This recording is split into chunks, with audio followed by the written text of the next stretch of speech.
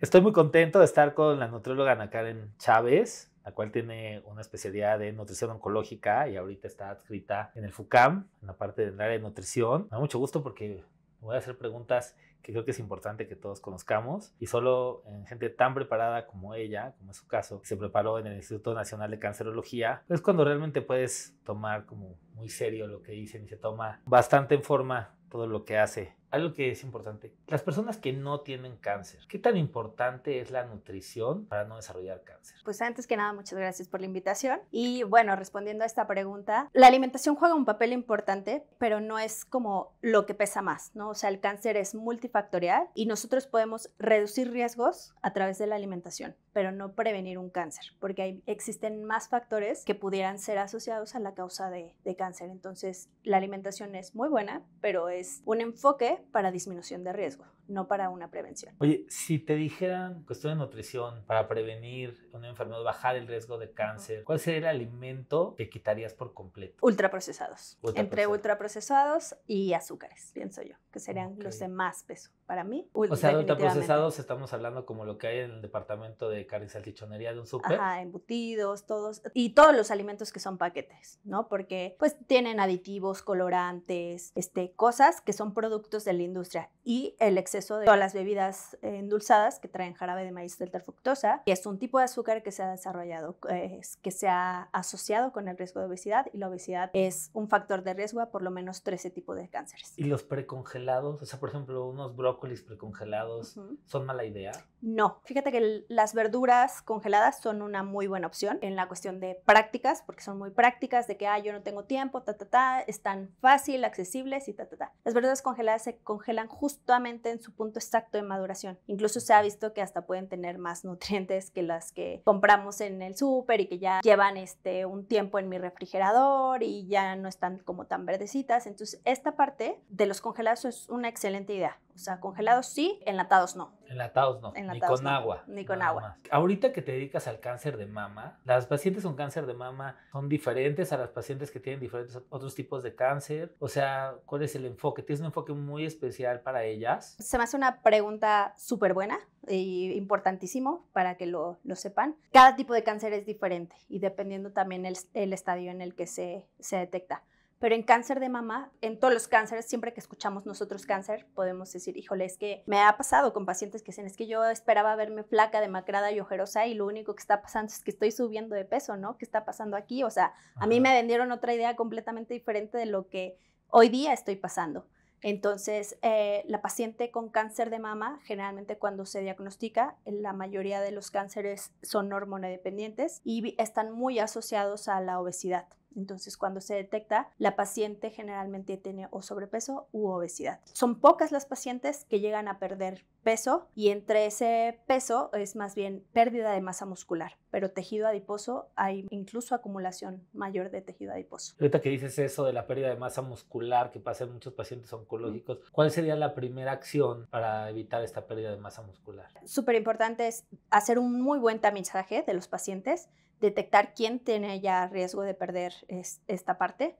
Nosotros utilizamos desde analíticas, desde un muy buen estudio de composición corporal, en donde vemos en automático, cuando nosotros tenemos un cáncer, siempre lo explico, como se va a instalar un corredor de alto rendimiento en nuestro cuerpo y entonces va a demandar, ¿no? Proteína. Van a estar los requerimientos aumentados por la enfermedad en sí y por las complicaciones o el desarrollo de esta enfermedad. Entonces, ¿qué sería crucial? Detectarlo si ya viene de una pérdida de peso y como meterle el freno. O sea, siempre meter el freno y ajustar un muy buen plan de alimentación que permita al paciente no seguir perdiendo esta masa muscular, ¿no? O sea, el primer paso sería frenarlo y posterior a esto, con todas las intervenciones, tratar de que el paciente gane masa muscular, ¿no? Entonces, al nosotros frenarlo, ya es una muy buena intervención. Esto que me dicen muchos los pacientes de que tienen como que miedo a el azúcar, ¿no? O sea, como en general, porque hay varios tipos de azúcar. ¿Tú qué le dices a tus pacientes cuando te dicen, doctor, es que yo ya me quité todo el azúcar? Ojalá fuera tan simple. De repente, esto del azúcar, si el azúcar alimenta el tumor y eso a veces digo yo, bueno, si los pacientes lo ven como, ya con eso dejo de consumir azúcar, pues qué bueno, pero ojalá fuera como tan simple. Nosotros sabemos que el combustible de las células, o sea, el azúcar, azúcar va a ser como un combustible de células, tanto buenas como malas, ¿no? Entonces, pero no solamente es el azúcar, también es el oxígeno, por ejemplo, también las células necesitan oxígeno para vivir y reproducirse, entonces, pues sería también decirle al paciente, deja de respirar, ¿no? El punto importante es que acá que confundimos nosotros azúcares con carbohidratos, ¿no? Y entonces eliminan todo de tajo. Entonces no es un punto, cuando el paciente tiene un diagnóstico oncológico, no es un punto para hacer dietas estrictas y eso. Si lo eliminamos, sí, porque el azúcar no es parte de una alimentación saludable, pero a veces también el paciente debe de comer desde la manera, escuchar a su cuerpo, qué es lo que te está pidiendo. A veces comemos también desde la parte emocional. Entonces a veces me dice un paciente, bueno, es que a mí lo único que se me antoja ahorita es un arroz con leche, ¿no? Y el arroz con leche tiene azúcar. Y si eso era lo único que se iba a comer el paciente, yo no se lo voy a quitar, por decirle, no es que te va a alimentar el tumor, ¿no? Sabemos que aún quitando todo el azúcar, el cuerpo busca otra vía para generar esto, ¿no? La gluconeogénesis, que es producir glucosa a través de otra vía muy diferente que no es azúcar. Sabemos que en su mayoría usan vías metabólicas diferentes, ¿no? Sí, Como sí, la sí. glucólisis, ¿no? Que usa, es más complicado, pero eso le permite como que sobrevivir más y eso hace que use más azúcar de lo normal y por Claro. eso no es tanto que el azúcar estimule, sino que las células malignas necesitan azúcar, ¿no? Entonces, sí les puedes quitar un poco de su combustible, pero es multifactorial. Claro. Eso que acabas de decir me encanta y es que es bien importante entender que a veces sí hay que escuchar a nuestro cuerpo, ¿no? O sea, si el cuerpo tiene necesidad de X o Y cosa, o sea, no hablando de adicciones, sino hablando en general de comidas, es porque puede ser que, pues, ¿por qué se me está antojando este alimento? Pues tal vez porque tienes una deficiencia de algo asociado a eso, Claro, ¿no? claro, totalmente. Como por ejemplo esto que les da a las mujeres embarazadas, que les da de repente que quieren estar como rascando algo y comiendo como tierrita como o tierra algo y eso. así, pues es porque saben que tienen necesidades diferentes, minerales, entonces sí es bueno escuchar el cuerpo.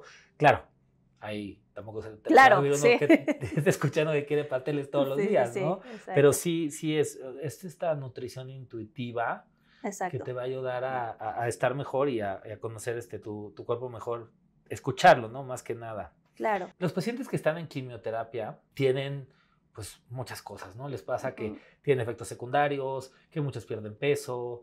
¿Tienes algunas recomendaciones así como muy generales nutricionales para personas que están en quimio? Sí, siempre yo le digo a los pacientes, es bien importante que si se presenta un síntoma, nosotros tratemos ese síntoma, porque a veces les dicen a los pacientes, uy, te van a dar quimio, náusea, vómito, se te va a ir el apetito, y entonces tuve una paciente que en el orden en que se los fueron diciendo, le fueron pasando, ¿no? Entonces siempre es como aquí, dentro de la consulta, nosotros vamos a ir tratando los síntomas que vayan apareciendo. Hoy día la medicina ha avanzado muchísimo y ya te dan esos fármacos para prever toda esta parte, ¿no? De que ya no, el paciente ya no se la pasa vomitando, ya la náusea es menor, todo esto. Entonces, sí llega a aparecer, pero ya no el paciente vomita todo el tiempo, ¿no?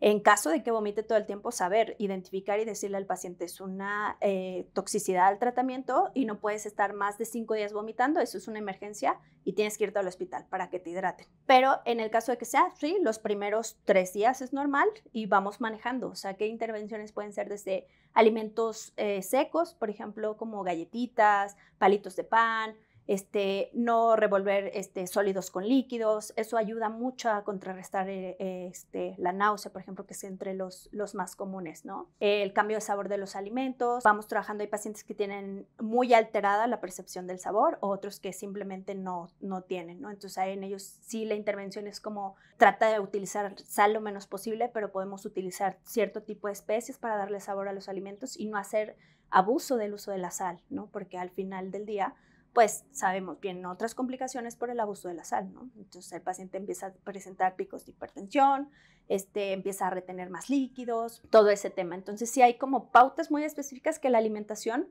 puede entrar ahí y podemos nosotros llevar súper bien al paciente, pero es bien importante como saber qué síntomas van apareciendo y tratar esos individualmente. O sea, cada paciente va a ser bien diferente. He tenido pacientes, misma cama, mismo cuarto de hospital, mismo diagnóstico, mismo tratamiento, una la está pasando fatal y otra la está pasando muy bien, ¿no? Entonces, ¿de qué depende?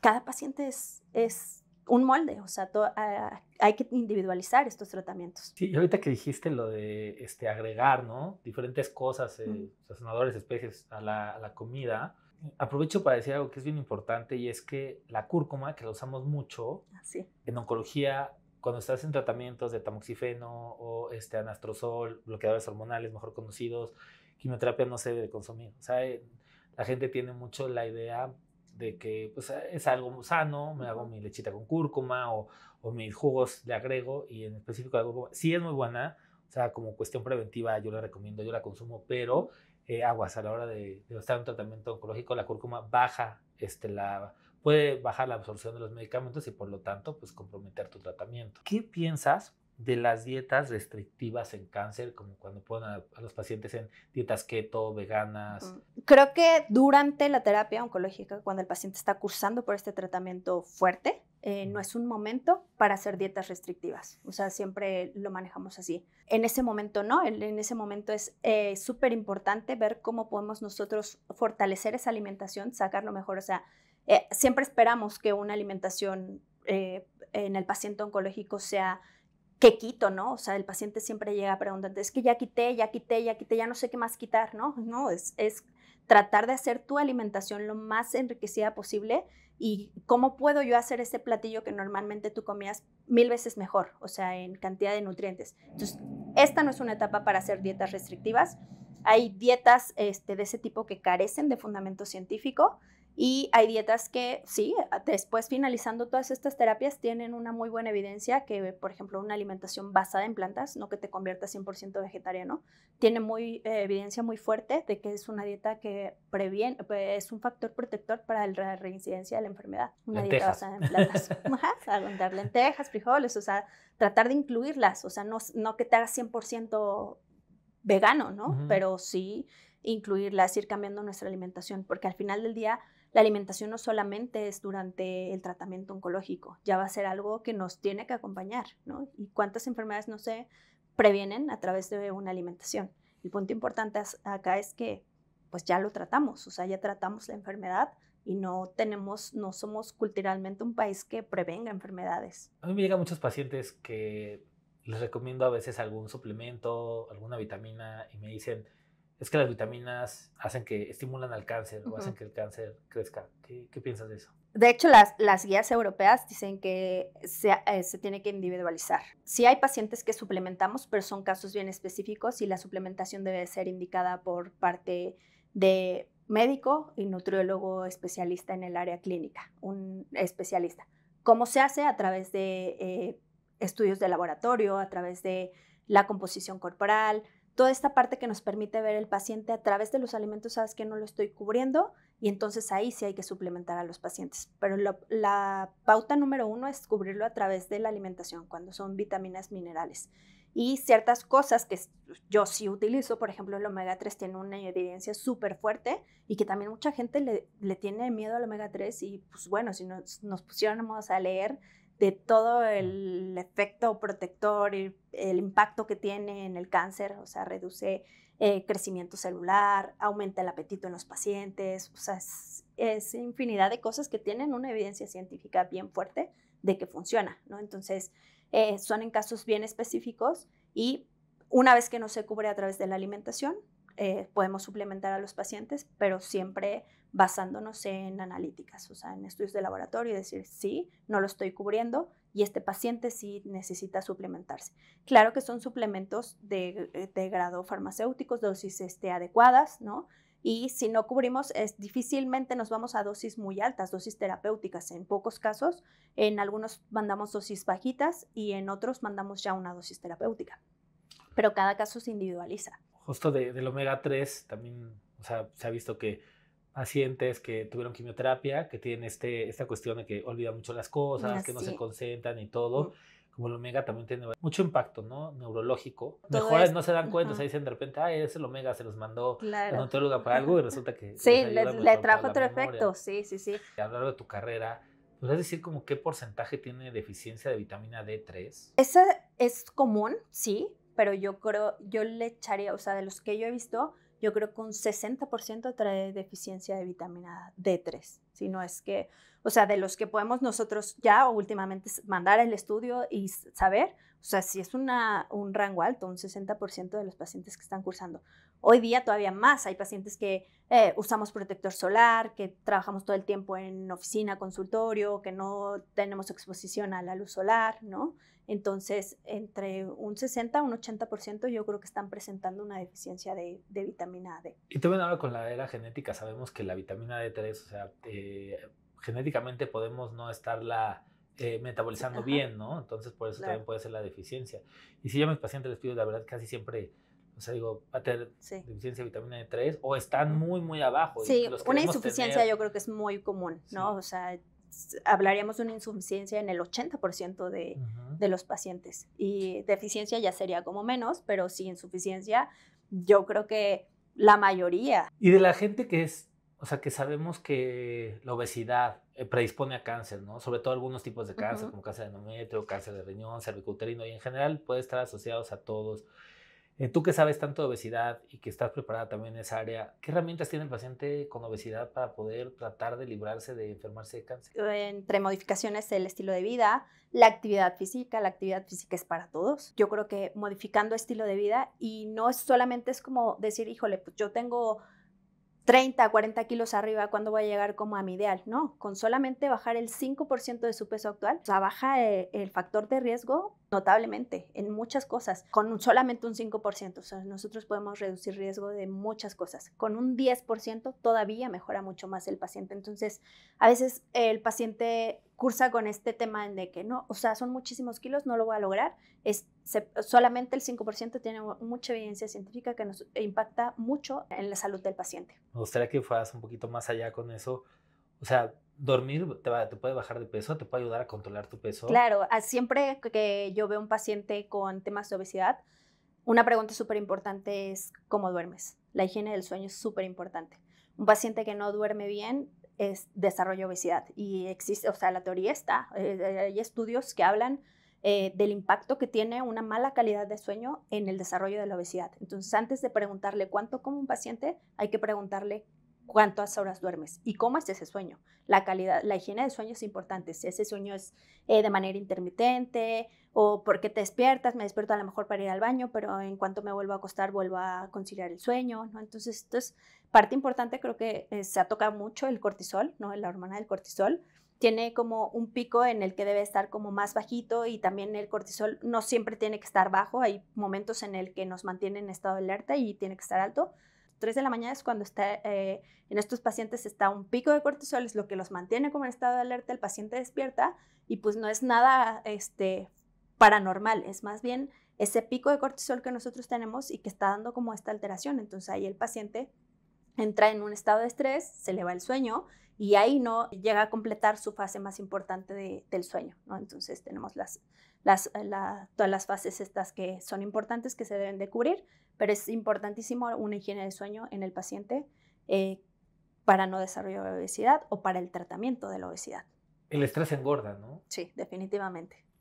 ¿Por qué? Porque no solamente, o sea, estoy estresado, una persona que va a estar estresada va a estar más irritable, va a tener más apetito, aumenta su ansiedad, voy a estar comiendo más, ¿no? Entonces, claro que engorda, yo diría que sí. Su relación, ¿no? O sea, estoy estresado, tengo alteraciones en el cortisol, los niveles de cortisol, el cortisol se relaciona con la insulina, la insulina nos causa varias relaciones con otras hormonas, claro, ¿no? Que son las hormonas que nos dan hambre. ¿no? Y la insulina cursa con almacenamiento de tejido adiposo, ¿no? Entonces, desde ahí, ¿no? Entonces, te pide también bien esta parte a nivel cerebral que dice, necesito azúcar ya, ¿no? Y es una alteración en cuestiones de insulina. Es súper importante la dieta, pero que duerman bien, claro, que traten de hacer estrategias para no estar tan estresados, ¿no? Mindfulness, caminatas, respiraciones. Hay gente que, yo tengo una paciente que, por ejemplo, me dice, a mí rezar me ayuda a relajarme, ¿no? Desde mindfulness, desde rezar, desde ejercicios de respiración, desde aromaterapia, desde escuchar a lo mejor un podcast que me interesa y me relaja, salirme al pasto, pasear con mi perro, desconectar solamente de ese punto en el de donde yo me siento estresado, hacer otra cosa. Hay una pregunta que me hacen mucho y quisiera que me des tu punto de vista. Cuando tienes cáncer, ¿los lácteos se deben de sacar de la dieta? Como todo, se individualiza. Por ejemplo, los lácteos es más que nada por el tema de la grasa. Tipo de grasa que se tiene, entonces en algunos pacientes cursan con intolerancias, con diarreas, entonces eliminamos. Eso, por ejemplo, en radio, los radiólogos suelen dar como esta indicación, porque pues, mejora que no presente a indagar si el paciente tiene cierta intolerancia, o a lo mejor hay pacientes que me dicen, es que a mí me los quitaron, pero yo lo como y lo tolero muy bien, ¿no? Entonces, en ti a lo mejor no, o sea, no es por un tema oncológico, porque pues se sabía, o sea, hay algún tipo de leche, ¿no? Que son más proinflamatorias, pero pues necesitaríamos definitivamente a lo mejor tomar muchísimo de ese alimento como para estimular, ¿no? Entonces, más bien es ajustar las dosis y se recomiendan lácteos que sean descremados, una leche descremada, leche light, baja en grasa, y se individualiza. Hay pacientes que sí los toleran, hay pacientes que no, y es más que nada como por el tema de la diarrea. Y para cuestión nutricional, pacientes con cáncer que han bajado mucho de peso y los que creen que no han bajado de peso, pero se han bajado de masa muscular, les indican muchas veces proteína lactosérica, ¿no? Que pues finalmente es un derivado, es el suero de leche.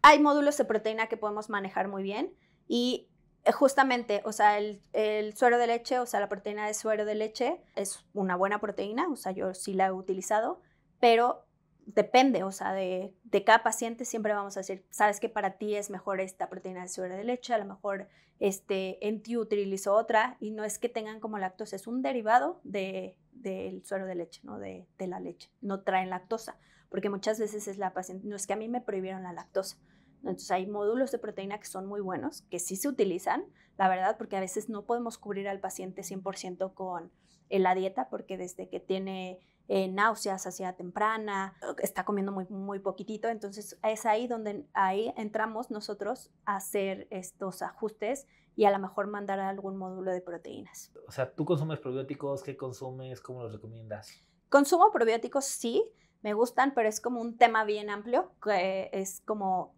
qué cepa, ¿no? O sea, saber identificar la cepa, en qué pacientes sí, en qué pacientes no. Existe controversia, en algunos artículos dicen que pacientes inmunosuprimidos, pues no se pueden utilizar, ¿no? Algunos artículos dicen que sí, en la mayoría dicen que no, entonces, ¿cuáles cepas sí, cuáles cepas no? Entonces, es como un tema bien amplio.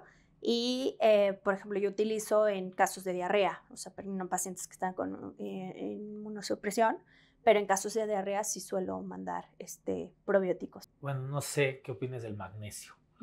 Sobre todo porque, bueno, de repente hay como mucha evidencia de lo que hace el magnesio, pero ya te pierdes que te lo recetan para todo, ¿no? Sí. Porque si te brinca el ojo, que si tienes diarrea, ¿qué opinas del magnesio? Claro, o sea, es que el magnesio igual, glicinato, citrato, bisglicinato de magnesio, entonces justo ahí el magnesio es súper bueno, pero siempre voy dando la recomendación, ok, este paciente tiene a lo mejor temas gastrointestinales, ahorita no le conviene un magnesio que a lo mejor le acelere el tránsito intestinal, ¿no? Nos vamos con un magnesio como más leve, pero al final del día el magnesio, de sus principales efectos es como la relajación muscular. En paciente oncológico, por ejemplo, nos ayuda mucho a que el paciente tenga una buena relajación, logre conciliar el sueño y cubrimos esa parte, ¿no? Entonces, igual, siempre hay que identificar al paciente, analizar cómo está todo, cuestión gastrointestinal, y a lo mejor en él qué magnesio le va a resultar mejor, porque hay magnesios que suelen ser un poquito pesados gastrointestinalmente. Hay pacientes que tienen una diarrea, sobre todo los pacientes que le dan quimio, radioterapia a pelvis, y que resulta que lo que tienen también es un déficit de magnesio, ¿no? Les toman magnesio, está bajo, y en cuanto se los das mejoran, ¿no? Es una de las indicaciones muy claras, aunque hay gente que dice que no sirve para nada, sí hay muchas cosas en las que ayuda.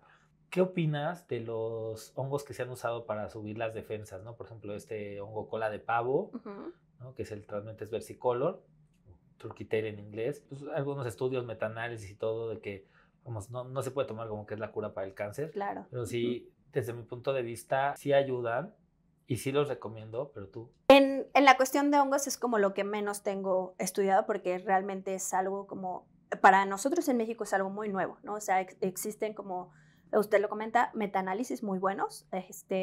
En los últimos meses me he metido a estudiar mucho y ya existiendo evidencia científica, o sea, ya lo está, ¿no? O sea, ya lo dice un paper, o sea, ya podemos nosotros decir con evidencia científica sí, qué dosis y qué tipo, ¿no? Cuando algo ya está estudiado, que claro que la ciencia va cambiando, pero ya existen metaanálisis y cuando existe un metaanálisis ya se pueden utilizar. Antes los pacientes como que no les cuadraba ir al nutriólogo. Ujú. ¿Es posible esta consulta digital? O sea, ¿tú crees que es efectivo? Yo creo que antes de pandemia me costó como mucho. Todavía el paciente como que decía, no, o sea, fue como el tema de vamos a tener que cerrar consultorio, están estas opciones y hay que vernos en línea, ¿no? No, me espero a que pase todo esto, ¿no? Ya quien se atrevía, la verdad es que ahora, hoy día, acá en Ciudad de México prefieren, no, sabes que yo te veo en línea, ya tengo mi báscula en casa, me compré tal báscula que pues, nos da análisis de composición corporal y todo, y ahí ha sido como una buena estrategia. A mí me ha permitido conectar con pacientes de muchos lugares de la República y del mundo, incluso tengo pacientes en otros lugares, que teniendo una buena báscula podemos llevar muy bien la alimentación, porque no hay tantas nutriólogas dedicadas a esta área, ¿no? Entonces eso nos permite acercarnos más al paciente y poderle dar esta orientación. También hay pacientes que ya no pueden salir de casa o que implicarles un viaje de a lo mejor 1 o 2 horas, el paciente se desgasta terrible. Entonces ya va a llegar a tu consulta fastidiado, sintiéndose mal, a lo mejor con ciertos síntomas. Entonces, para mí ha sido hoy día una estrategia buenísima que me ha ayudado mucho a conectar con más pacientes y a poder darles un tratamiento sin necesidad de que vayan a mi consultorio. Claro que en el consultorio tenemos herramientas muy, muy buenas. Por ejemplo, yo hago dinamometrías, tengo un analizador de composición corporal en el que podemos ver completamente la masa muscular, ¿no?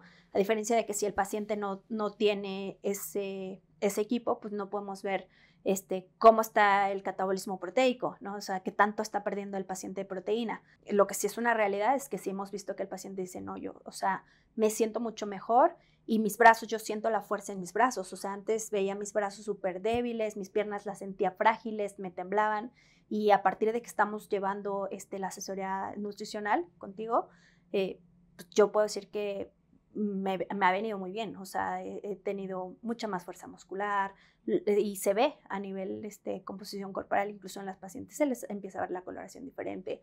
Esta parte de acá, que luego en pacientes muy con mucha desnutrición empieza a perderse el tono muscular, ¿no? Entonces se empieza a ver el cambio muy aparente. Para mí ha sido una muy buena estrategia. El tema es que muchos pacientes todavía entre que no se familiarizan mucho con la tecnología, pero ya tienen un familiar que los conecta y ya. Y otra es que como que no, piensan que no es lo mismo, ¿no? Entonces, al final del día yo pienso que la calidad de la consulta es la misma, tanto presencial como online. Lo único que cambia es, pues a lo mejor el analizador corporal que yo hago en esta consulta, pero la calidad es la misma. ¿Qué pasa con una paciente que tuvo una consulta contigo online? ¿Cómo lo sientes a la siguiente consulta? Cuando ya le diste una dieta, cuando lo modificaste. O sea, porque a veces vas al nutriólogo y ¿cómo le cae a un paciente oncológico el tener una guía nutricional? Híjole, yo he tenido unas satisfacciones súper padres. O sea, a veces como que el paciente siempre me recuerda por qué me dedico a esto, ¿no? Porque llegan y me dicen, no, es que a partir de que estoy llevando mi alimentación así, de verdad que me ha ido súper bien, tolero mucho mejor las quimios, me siento con energía, yo me siento muy bien. Yo, o sea, de lo que era antes de recibir una consulta contigo a lo que ahorita estoy pasando, o sea, yo veo a las pacientes y les he dicho, te recomiendo a mi nutrióloga, toma una cita, no sé qué, que la están pasando fatal. Y me dice, yo la verdad es que ya soy otra a partir de que cambiamos la alimentación. Cuando una paciente nueva, ¿no? Te va a buscar, que te buscan online, ¿te gustaría tener algunos estudios previos? O sea, ¿qué les pedirías lo básico para llegar contigo? Sí, yo siempre les pido el resumen clínico, donde pues, a mí me permite saber todo lo que le han hecho a la paciente, nombre y apellido de su cáncer. Y eso me ayuda mucho a conocer yo desde antes, o sea, me pongo a leer antes el expediente y entonces cuando yo me conecto, eso acorta mucho el tiempo de la consulta, ¿no? De que ya no me detenga yo tanto en hacer preguntas específicas. Estudios de laboratorio, los más recientes que tengan o no mayores a 3 meses, porque ahí podemos nosotros conocer por dentro del cuerpo, ¿no? El paciente pues tiene un riesgo de anemia o está bajando mucho sus defensas, pues ahí podemos ver exactamente todo. Y desde cómo empezó y cómo nosotros vamos consulta con consulta mejorando, y eso lo ve el paciente. O sea, empezamos nosotros con laboratorios y les empiezo a explicar, ahorita tenemos, por ejemplo, estos marcadores abajo, y lo que nosotros tenemos es empezar a mejorar estos para reducir como pues la fatiga, para que tú te sientas mejor, que tengas una mejor tolerancia al tratamiento, y cuando van subiendo, o sea, ellos se van sintiendo mejor. Es muy fácil porque el paciente antes de entrar a la quimio siempre les van a pedir estudios de laboratorio. Entonces eso a mí me permite, ya no les mando como un extra, un piquete más, porque es lo que menos quiero ser invasiva con los pacientes. Entonces nos permite tener como antes y después a través de estudios de laboratorio. Otra cosa que no solamente es a través del peso, sino a través de estudios de laboratorio y cómo se ve el paciente, cómo se siente, la energía, gastrointestinalmente, ¿no? Entonces son muchas cosas que nada tienen que ver a lo mejor con el peso y que hablan mucho de un avance con el paciente. ¿Cómo es que salida en oncología, aparte de que manejas la obesidad muy bien? O sea, ¿cuál fue tu camino? ¿Por qué? Fue muy chistoso porque fue en el servicio social. Había como rifa de plazas y yo me acuerdo, yo me quería ir a Perinato. Entonces hice berrinche porque no me quedé en Perinato. Entonces cuando estaba como la rifa de plazas iban por promedio y solo había un lugar en el INCAN. Entonces dije, pues ya, si me toca, pues esa, ¿no? Entonces al siguiente que me toca, pues seguía INCAN y yo dije, pues ya, INCAN, ¿no? Entonces entré al INCAN, pues sí, claro, con solamente lo de la carrera, que realmente de onco no te enseñan mucho, es solamente como un semestre, una materia, y eso lo vemos en nutrición clínica, paciente crítico y ya, ¿no? Me enfrento ahí con llegar al paciente oncológico y a un paciente oncológico grave, o sea, el INCAN ve los casos más sorprendentes de onco. Y me tocaron muy buenos mentores, la verdad estuve en un equipazo, el Instituto Nacional de Cancerología tiene un equipo muy, muy bueno. Y yo tuve la fortuna de rotar específicamente con alguien que me enseñó muchísimas cosas. Y yo digo, yo soy todo, o sea, todo lo que aprendí en relación a cáncer se lo debo básicamente al INCAN. Después hice una especialidad en España. Me va abriendo el panorama porque pues obviamente la nutrición oncológica va cambiando todo el tiempo, ¿no? O sea, hay cosas que ahorita a lo mejor la ciencia dice que no, pero más adelante se estudia más y a lo mejor después sí se utiliza y así, o sea, esto es ciencia.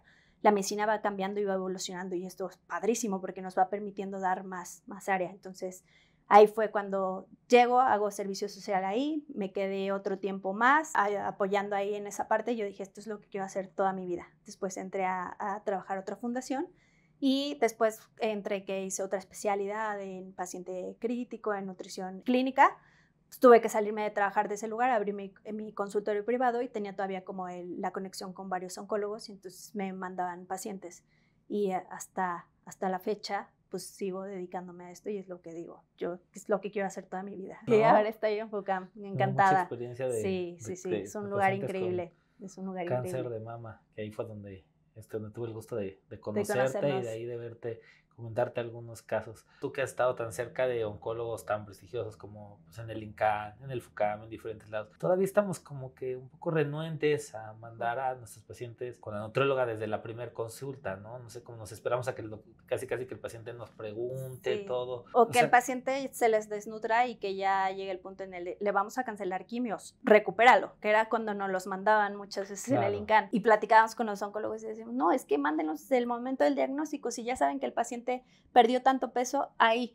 El tema es que la verdad, pues la agenda es grandísima, pero había casos específicos donde les abríamos como el espacio y empezábamos a tratar esos pacientes. Entonces es bien importantísimo que el paciente cuando se detecta, ya sabemos que viene con desnutrición previa, se mande luego a nutrición. Y es que eso va a ayudar a todo el equipo, ¿no? Sí. A todo el equipo, pero principalmente al paciente, luego a su familia que no entiende ni qué le va a dar de comer, ¿no? Si tú como paciente te diagnostican cáncer, o sea, casi, al igual que el oncólogo, tienes que buscar una nutrióloga, oncóloga, que te diga qué vas a comer, qué no vas a comer. Eso te va a ayudar muchísimo a estar más tranquilo, ¿no? A no tener el miedo que te dijo alguien muy cercano que tuvo cáncer. No, es que no vayas a comer tal o cual cosa y tal vez eso es lo que tú necesitas en ese momento en específico, porque algunos están desnutridos, otros están obesos, otros parece que están bien y resulta que tienen muy mal las hormonas, ¿no? La insulina, la glucosa, o sea, otras cosas.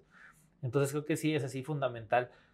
Para mí hoy en día ya es así parte angular del tratamiento. Eso es uno de los pilares más importantes, definitivamente, es el consultar a alguien que sepa muy bien. Desafortunadamente, pues no hay muchas nutriólogas oncólogas en el país, es difícil prepararse en eso. Siempre una asesoría nutricional nos va a ayudar y también nos va a hacer ahorrar mucho dinero, porque al principio nos empiezan a recomendar cosas, ¿no? Compra los probióticos tales, compra la marca tal, compra esto, y empiezas a acumular suplementos en tu casa, que muchos pueden ser totalmente, o sea, que no te están sirviendo de nada, lo estás tirando, o que tal vez no te están ayudando, o que te pueden perjudicar inclusive. Claro. Entonces, necesitas una guía así súper clara, porque pues, sabemos que el cáncer, parte de lo que lo originó, pues fue todo este desorden del ambiente, ¿no? O sea, no en todos los casos, pero la mayoría es el ambiente. El ambiente es qué comemos, qué respiramos, cómo nos movemos, cómo pensamos, cómo sentimos, cómo dormimos, todo eso.